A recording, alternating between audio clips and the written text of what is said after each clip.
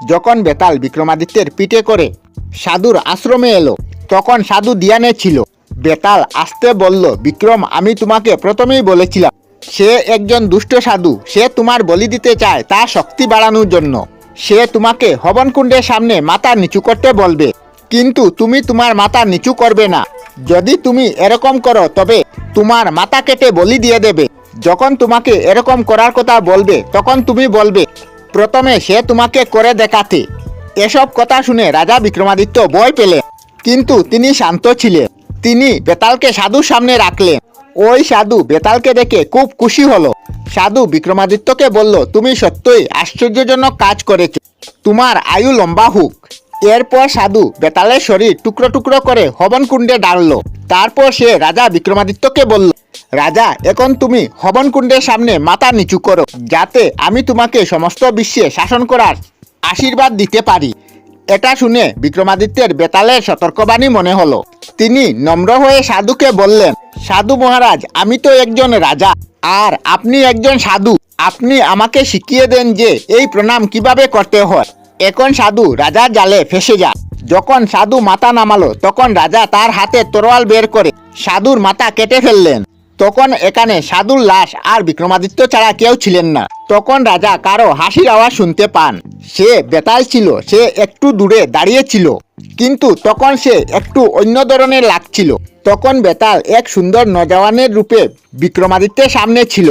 তিনি বুঝতে পারলেন না। তিনি বললেন, তুমি কি সত্যই বেতাল? বেতাল জুড়ে এসে বলল, আমিই বেতাল। তুমি সাধুকে মেরে আমার অনেক উপকার করেছো। তখন রাজা বললেন, তোমার নাম বেতাল কেন হলো? বেতাল বলল, এই সাধু আমার বড় ভাই ছিল। সে আমাকে তার তন্ত্রশক্তি দিয়ে ভূত বানিয়েছিল। তুমি তার পরবর্তী শিকার ছিলে। সে তার শক্তি বাড়ানোর জন্য এমন খেলা খেলছিল। সে ভাবছিল তোমাকে বলি দিয়ে তোমার সকল গুণ নিয়ে নেবে এবং তার ইষ্ট দেবতার আশীর্বাদ নেবে। যদি তুমি তাকে না মারতে তবে সে তার কাজে সফল হয়ে যেত। সে আরো বলল, বিক্রম, তুমি আমার জন্য অনেক কষ্ট করে, কিন্তু এর কারণে তুমি শান্ত থাকার অভ্যাস করে নিয়েছো। তুমি ধৈর্য না হারিয়ে আমার সকল গল্পের সঠিক উত্তর দিয়েছো। তুমি এক অসাধারণ রাজা। আমি তোমাকে বরদান দিচ্ছি, তুমি সকল বিদ্যায় পারদর্শী হবে। তোমার চর্চা সংসারে সবাই করবে। প্রজা সবসময় তোমার নামে জয়গান করবে। তুমি ন্যায়বান প্রজাবৎসল চক্রবর্তী রাজা। এই জন্য প্রজারা তোমাকে পিতার মতো মানবে। যতক্ষণ আকাশে চাঁদ সূর্য তারা থাকবে ততক্ষণ পৃথিবীতে তোমার জয়গান হবে। মানুষ তোমার নামে তাদের সন্তানের নাম রাখবে। তোমার নাম ইতিহাসে স্বর্ণক করে থাকবে। তোমার গল্প মানুষ তাদের ছেলেমেয়েদের বলবে। সকল জায়গায় তোমার ন্যায় এবং বুদ্ধির প্রশংসা হবে। রাজা বিক্রমাদিত্য বেতালকে ধন্যবাদ দিলেন।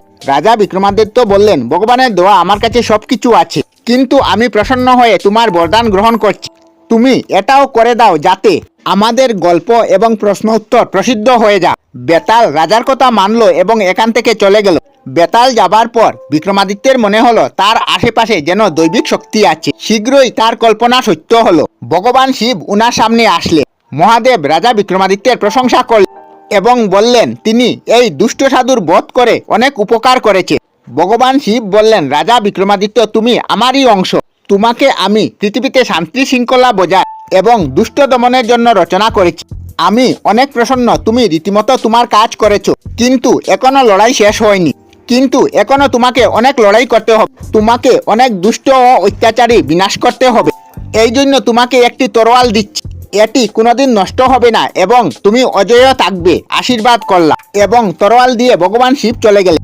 যখন রাজা বিক্রমাদিত্য তার সকল কাজ শেষ করলেন তখন তিনি তার রাজধানীর দিকে ছুটলেন। রাস্তায় মানুষ তার বীরত্বের প্রশংসা করল। সবাই উৎসব বানালো।